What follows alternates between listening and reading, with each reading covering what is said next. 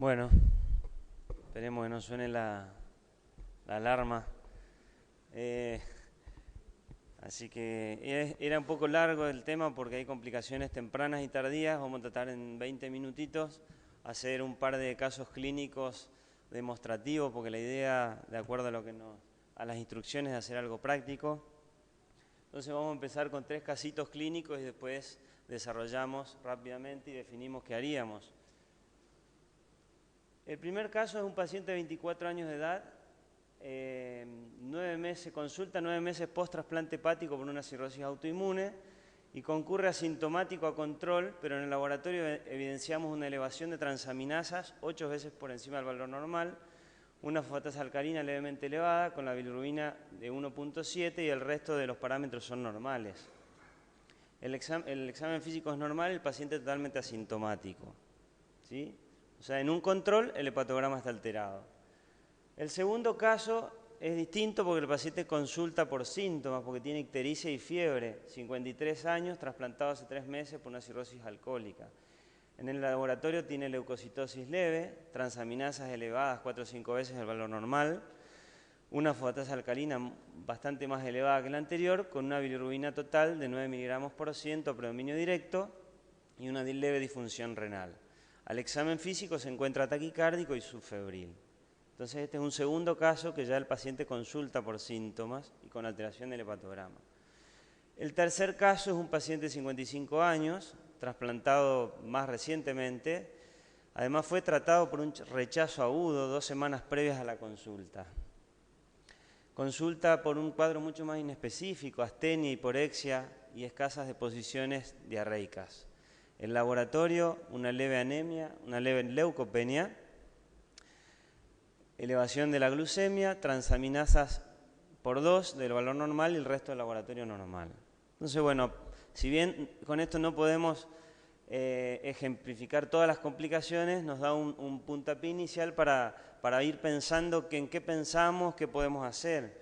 Entonces, si bien acá no están todas las complicaciones, uno cuando recibe un paciente trasplantado empieza a pensar, este paciente podrá tener un rechazo, podrá estar infectado por infecciones virales o bacterianas, podrá tener una complicación vascular, podrá tener una recurrencia de la enfermedad de base previa al trasplante, qué está tomando, puede tener toxicidad por drogas, rechazo crónico, lesión de la vía biliar, bueno, muchas cosas que uno se le va ocurriendo cuando viene un paciente con alguna complicación.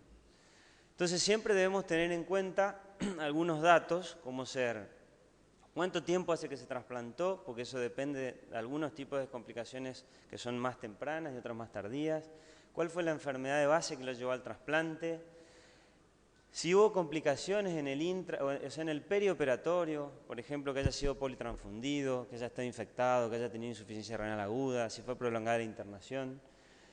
Si sabemos cuáles fueron las serologías del donante y del receptor, si fue vacunado, si tuvo profilaxis antibiótica o para virus.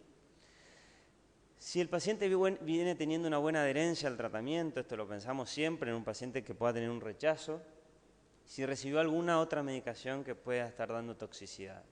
Y por supuesto, dentro de los datos del laboratorio, además del hepatograma, vemos si hay leucocitosis, leucopenia, si hay eosinofilia, por ejemplo, que puede verse en los rechazos, pancitopenia en algunas infecciones virales.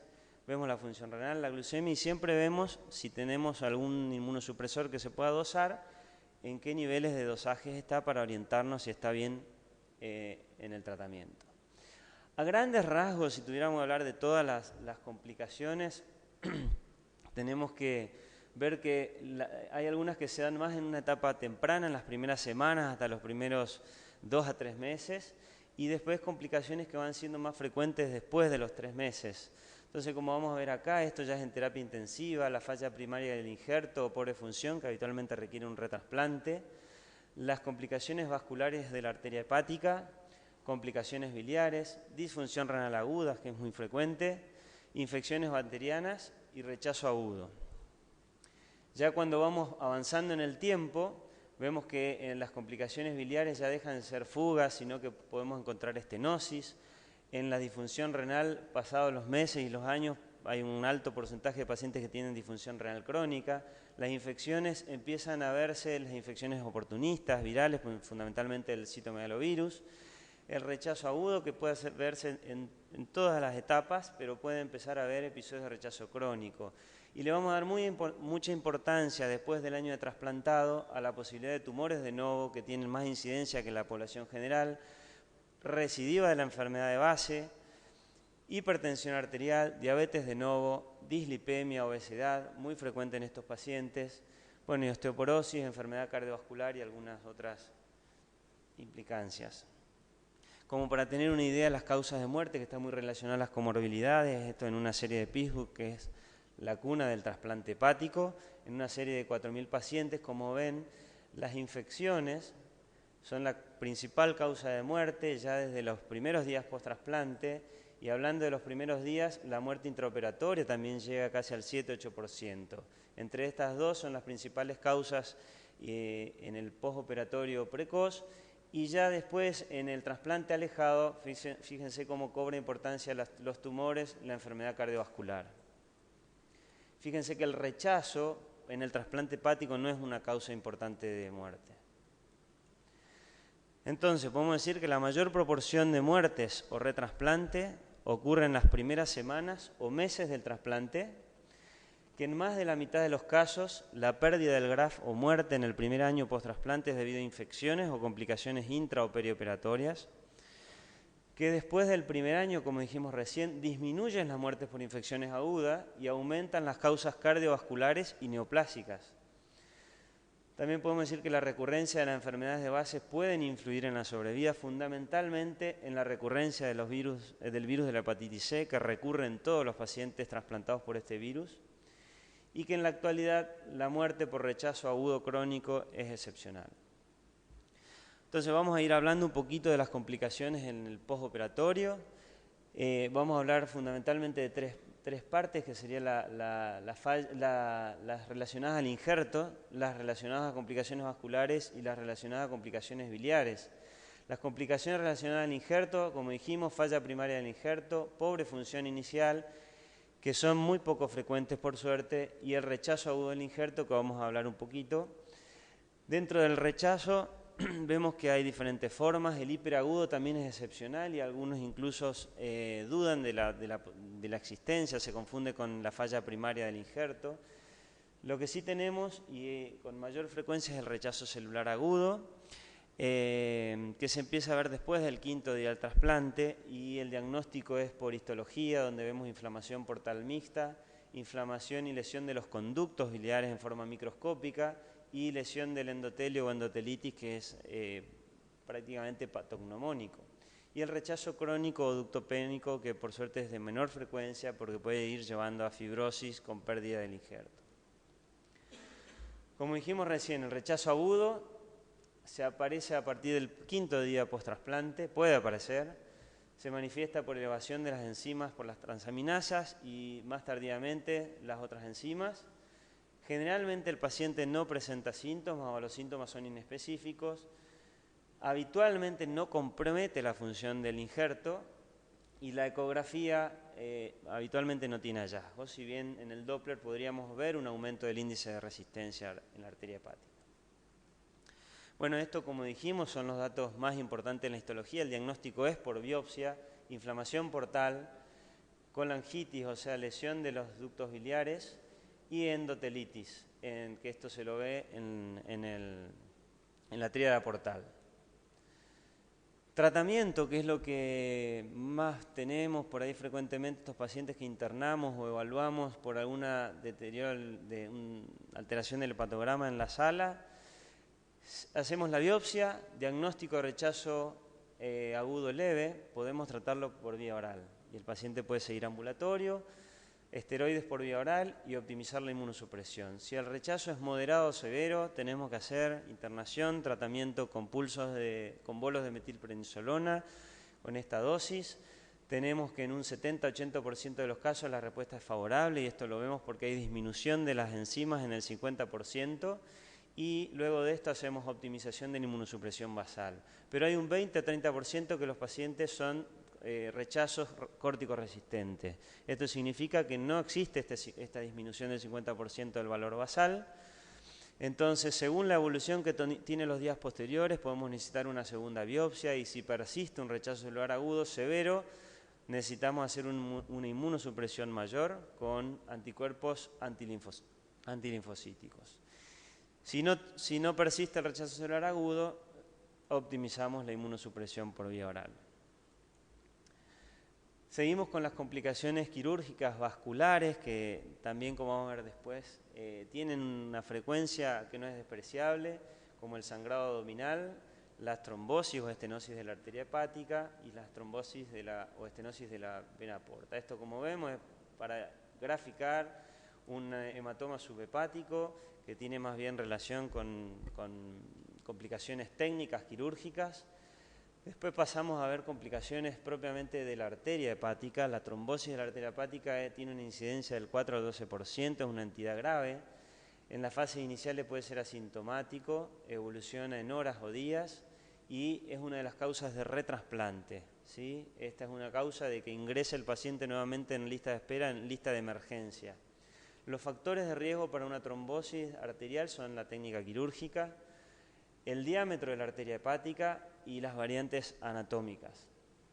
Bueno, como vemos, en todos estos pacientes, desde el post-trasplante inmediato hacemos un ecodoppler, el diagnóstico inicial o la orientación inicial de trombosis es el Doppler y después podemos seguir con, si tenemos posibilidad de hacer angiotomografía, angioresonancia o directamente ir a la arteriografía, donde podemos ver acá hay un stop total de la arteria hepática o como podemos ver acá en la arteriografía. Otra de las complicaciones es la estenosis de la arteria hepática, que quizás el cuadro es más solapado. Este es un caso nuestro que tuvimos acá con el servicio de hemodinamia. En el post-trasplante inmediato, aproximadamente a las 3 semanas, hace una evolución tórpida, alteración del hepatograma, áreas isquémicas en la tomografía y se le hace la angiografía y se observa esta estenosis a nivel de la anastomosis. Bueno, en este caso, por suerte, se pudo resolver inicialmente la obstrucción arterial a través de la colocación de un stent arterial. En otros casos la evolución es más tórpida, más rápida y evoluciona con grandes áreas de necrosis masiva, con abscesos, gangrena, que esto sí o sí requiere un trasplante hepático, un retrasplante. Y si la evolución sigue en forma más solapada, termina en un compromiso isquémico de la vía biliar. Esta imagen también es de un paciente nuestro, el mismo que le conté recién, que tiene compromiso isquémico y como vemos la vía biliar empieza a tener áreas estenóticas, arrosariadas, difusas en la vía biliar extra e intrahepática. Y el tratamiento puede ser mini-invasivo con hemodinamia o percutáneo y si no, el tratamiento es el retrasplante. Las complicaciones biliares, como vamos a ver ahora también, son bastante frecuentes, tienen una incidencia del 10 al 15%. La gran mayoría se producen dentro de la etapa temprana, o sea, los detectamos en las primeras semanas o meses. Este también es un caso nuestro que tiene una fístula biliar con una estenosis a este nivel. Una con la angiografía donde vemos una estenosis a nivel de anastomosis o el mismo caso que mostramos recién que ya es una lesión difusa no anastomótica y que habitualmente estos casos son por sufrimiento isquémico de la vía biliar. El tratamiento podría ser mini-invasivo, endoscópico o percutáneo y en algunos casos como este la indicación puede ser el retrasplante. Complicaciones infecciosas, bueno, como ya dijimos al principio, está dentro de las primeras causas de morbimortalidad en el trasplantado. En el postoperatorio inmediato y las primeras semanas y meses, las infecciones bacterianas de gérmenes comunes son las más frecuentes y el foco infeccioso más frecuente tiene relación con la pared abdominal o intraabdominal. Las infecciones oportunistas empezamos a verlas habitualmente después del primer mes y más frecuentemente entre el tercero y sexto mes, que es el periodo de mayor riesgo, y dentro de esto, si bien tenemos una larga lista, al que más siempre lo seguimos de cerca es al citomegalovirus. El citomegalovirus es un patógeno oportunista, es el más frecuente entre los virus. El mecanismo principal es la reactivación de una infección previa. Tenemos diferentes formas clínicas, puede haber viremia asintomática, compromiso de médula ósea, que lo vemos se manifiesta por pancitopenia, compromiso del tracto gastrointestinal y hepatitis por CMV. Los factores de riesgo que tenemos en cuenta para definir a veces si vamos a hacer profilaxis, si el receptor era citomegalovirus negativo y recibe un órgano con un donante positivo, en los pacientes que reciben alta dosis de inmunosupresores, en los pacientes que tuvieron episodios de rechazo agudo y cuando existe coinfección con otros virus o bacterias que son inmunomoduladoras y facilitan la reinfección. El diagnóstico lo hacemos con la antigenemia o con la carga viral o la PCR cualitativa y para la enfermedad de órganos blancos tenemos que hacer biopsias de tejidos. Tratamiento ganciclovir en las formas moderadas o graves y por vía oral con ganciclovir en las formas leves. Y siempre lo que hacemos es disminución de los inmunosupresores. Hablando un poco de complicaciones tempranas y tardías, dijimos que la disfunción renal puede aparecer tanto en la parte precoz como la disfunción renal crónica en la etapa avanzada, en la etapa tardía. Es la complicación médica más frecuente. Entre un 30 y 80% van a desarrollar insuficiencia renal crónica y esta diferencia tiene que ver con qué punto de corte se utiliza de creatinina o de filtrado glomerular y algunos entre un 5 y un 8% van a llegar a diálisis dentro de los 10 años post-trasplante.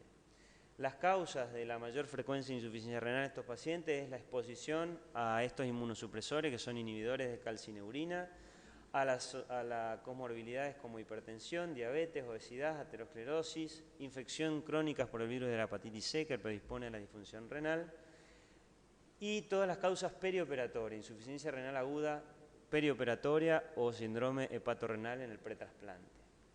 Y esto es importante, la insuficiencia renal crónica conlleva un riesgo relativo de muerte de más de 4 veces.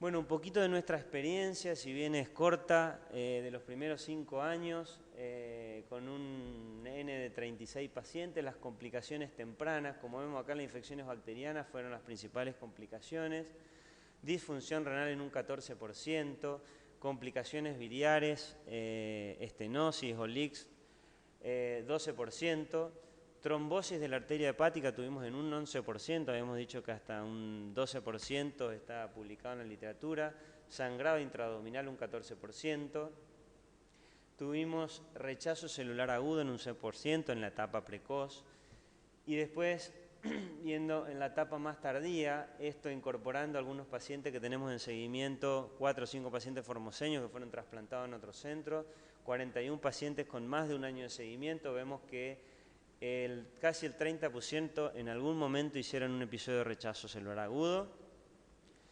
La obesidad, fíjense, más de 20% desarrollan obesidad. Infecciones bacterianas siguen siendo frecuentes. Hipertensión arterial casi en un 20% de los pacientes. Diabetes en un 12%. Dislipemia también es muy frecuente. O sea, como vemos que a medida que pasa el tiempo empiezan a asociarse comorbilidades que implican riesgos cardiovasculares. Y neoplasias, tuvimos 3 casos, un cáncer de boca, epidermoide, un carcinoma de epidermoide de boca, una carcinoma de vagina y un carcinoma vasocelular de piel. Entonces, como para hacer un pequeño algoritmo, mirando nuestros primeros casos clínicos, un paciente que viene con el patograma alterado, que está trasplantado, volvemos a interrogar, evaluamos si tomó bien la medicación, en el laboratorio no nos olvidamos de ver el dosaje de los inmunosupresores, si está en un nivel adecuado. Siempre todos estos pacientes tendrán, acá se pasó una flecha, una ecografía con Doppler de la arteria hepática. Si tenemos una alteración, una dilatación de la vía biliar, continuamos con una colangiografía, que puede ser colangioresonancia, o avanzar directamente a una colangiopancreato retrógrada endoscópica o por vía percutánea. Ahí concluiremos si tiene lesión biliar o no. Si tiene una alteración del flujo de la arteria hepática o de la vena porta, probablemente directamente pasemos una angiografía y si existen dudas podemos hacer alguno de estos estudios alternativos. Y si la ecografía y el Doppler es normal, siempre descartamos infecciones, siempre evaluamos que no tenga una antigenemia positiva para citomegalovirus y si no, hacemos una biopsia hepática. Siempre la biopsia hepática la hacemos en forma precoz, a veces en las 24 horas que el paciente consulta ya le hacemos la biopsia hepática y el examen de la biopsia tiene que ser también, en 24 o 48 horas tenemos que tener el resultado para definir un rechazo o para definir otras causas.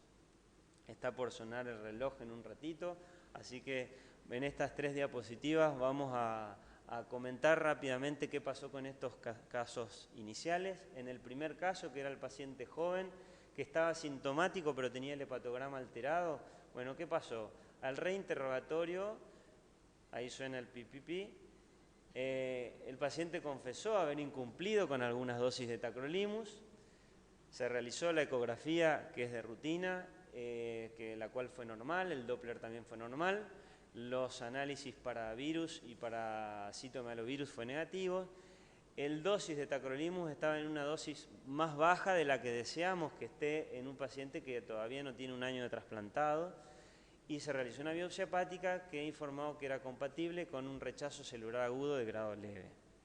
Entonces este paciente fue tratado en forma ambulatoria con aumento de la dosis de prednisona y optimización de la dosis de los inmunosupresores con buena evolución. El segundo caso, que era el paciente que consultó en realidad porque tuvo ictericia y fiebre, el laboratorio tenía una alteración acorde a lo que sentía, tenía una colestasis importante. Por supuesto ese paciente lo internamos inmediatamente, se hizo la ecografía donde se observaba una mínima dilatación del leve biliar y una pequeña colección periférica, se hizo ese mismo día una tomografía que evidencia un pequeño absceso periférico y una muy leve dilatación de una rama principal de la vía biliar izquierda. Entonces, secundariamente se hizo una colangiografía transparieto-hepática por vía percutánea, donde se logra ver que hay una estenosis a nivel de la anastomosis, ¿sí? Entonces el paciente por supuesto se internó, los hemocultivos fueron positivos para una Klebsiella pneumoniae, fue tratado con el antibiótico específico, se realizó un drenaje percutáneo con aguja nada más del absceso y tratamiento percutáneo con dilatación percutánea de la estenosis. El paciente ahora sigue en seguimiento y tiene que continuar con las dilataciones. Y el último paciente, que habíamos dicho que se había trasplantado hace muy poco y recientemente fue tratado por un rechazo celular agudo, consulta por un cuadro inespecífico de astenia, hiporexia y escasas deposiciones diarreicas. El laboratorio, lo llamativo era que tenía una visitopenia y una pequeña alteración del hepatograma. Evaluando bien los antecedentes de la enfermedad actual, había sido tratado con bolos de metilprednisolona 3 gramos por el rechazo celular agudo y quedó medicado con mayores dosis de tacrolimus, micofenolato a dosis plenas y meprednisona. Esto nos ayuda a pensar que el paciente puede tener algo infeccioso. La ecografía fue normal, en el laboratorio nos informa que había una PCR positivo para citomegalovirus. De todas maneras, como el paciente tenía diarrea, el diagnóstico de enfermedad de órgano blanco no se hace por laboratorio, sino que se hace por histología. Se hizo una colonoscopía que evidenciaba pequeñas úlceras a nivel del ciego, cuya biopsia era compatible con citomegalovirus. El paciente fue tratado, el paciente con enfermedad de órgano blanco debe ser tratado con ganciclovir endovenoso, recibió durante 3 semanas, por supuesto que se baja la inmunosupresión durante ese tiempo con buena evolución clínica. Y como conclusiones podemos decir que bueno, las complicaciones infecciosas son las causas más frecuentes, son las más frecuentes en los primeros meses post-trasplante y son una de las principales causas de muertes en el primer año. Que los episodios de rechazo agudo pueden aparecer tanto en forma temprana como en forma tardía. Es importante su detección precoz para evitar el riesgo de rechazo crónico y pérdida del injerto. Que las lesiones vasculares y biliares vimos que no son infrecuentes, que a todo paciente que consulta por algún síntoma o por alteración del hepatograma se deberá realizar una ecografía y un Doppler de los vasos hepáticos, y que ya en un paciente que logró sobrevivir más de 6 a 12 meses es importante el control y prevención de las comorbilidades asociadas como hipertensión, obesidad, dislipemia, diabetes, insuficiencia renal, screening de neoplasias que vimos que son más frecuentes, y que las neoplasias y las enfermedades cardiovasculares son las principales causas de muerte en el postoperatorio alejado. Muchas gracias.